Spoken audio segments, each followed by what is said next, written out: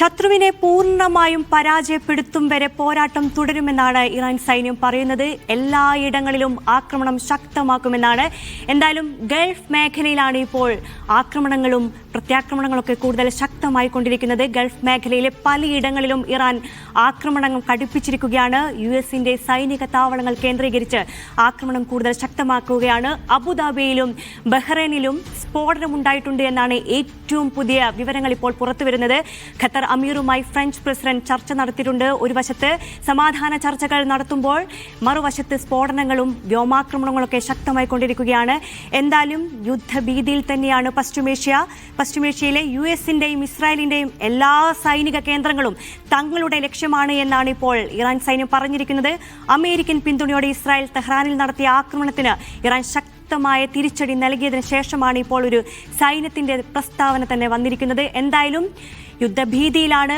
പലയിടങ്ങളിലും യുദ്ധസമാനമായ സാഹചര്യമാണ്. പലയിടങ്ങളിലും ആക്രമണം ശക്തമാക്കുന്നു.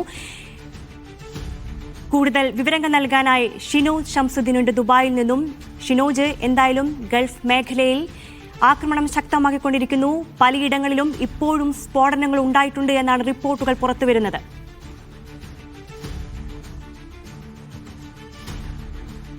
നെയ്നു, ഇപ്പോൾ 3 ഘട്ടങ്ങളിലായാണ് അബുദാബിക്ക് നേരെ ആക്രമണം നടത്തിയിട്ടുള്ളത്.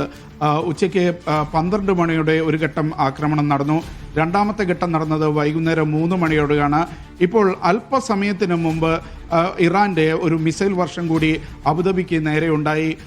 പ്രത്യേകിച്ച് പ്രവാസികളൊക്കെ കൂട്ടത്തോടെ താമസിക്കുന്ന മുസഫ മേഖലയിൽ അവിടുത്തെ ആകാശത്ത് നിന്നാണ് മിസൈലുകൾ എത്തുന്നതും അതേപോലെ തന്നെ അത് ഫലപ്രദമായി UAE സേന പ്രതിരോധിക്കുമായുള്ള ദൃശ്യങ്ങൾ ഇപ്പോൾ പ്രചരിക്കുന്നത്.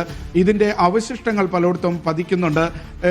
രണ്ടാമത്തെ ഘട്ടത്തിൽ നടന്ന ആക്രമണത്തിൻ്റെ അവശിഷ്ടങ്ങളും മറ്റും അതിൻ്റെ ദൃശ്യങ്ങൾ UAE പ്രതിരോധ മന്ത്രാലയം തന്നെ പുറത്തുവിട്ടിരുന്നു.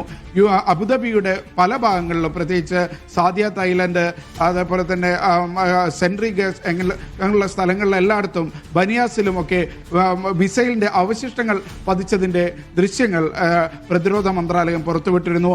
ദുബൈയിലെ സ്ഥിതിയാണെങ്കിൽ ദുബൈ വലിയ ജാഗ്രതയിലാണ്. ദുബൈയിലെ 2 വിമാനത്താവളങ്ങളും ഇപ്പോൾ അടച്ചിരിക്കുകയാണ്. അവിടേക്ക് യാത്രക്കാരെ അടുപ്പിക്കുന്നില്ല. അതേപോലെ തന്നെ ഈ 2 വിമാനത്താവളങ്ങൾ, അതായത് ജബലലിയിലെയും ദുബൈ നഗരത്തിലെയും വിമാനത്താവളങ്ങളിലേക്ക് ഇനിയൊരു അറിയിപ്പ് ഉണ്ടാകുന്നതുവരെ യാത്രക്കാർ എത്തേണ്ടതില്ല എന്നാണ് ദുബൈ അറിയിച്ചിട്ടുള്ളത്. പുറമേയുള്ള യാത്രക്കാരെ പോലീസ് പുറത്തേക്ക് മാറ്റുകയാണ്. ട്രാൻസിറ്റിലൊക്കെ ഉള്ള യാത്രക്കാർ മാത്രമാണ് ഇപ്പോൾ വിമാനത്താവളത്തിലുള്ളത്. UAEയുടെ വ്യോമപാത പൂർണ്ണമായും അടഞ്ഞുകിടക്കുകയാണ്. എമിറേറ്റ്സ് അടക്കമുള്ള വിമാനങ്ങൾ പൂർണ്ണമായും സർവീസ് നിർത്തിവെച്ചിരിക്കുന്ന ഒരു അവസ്ഥയിലാണ്. യുദ്ധഭീതിയിൽ തന്നെയാണ് ഇവിടുത്തെ പ്രവാസികളും. നൈനോ.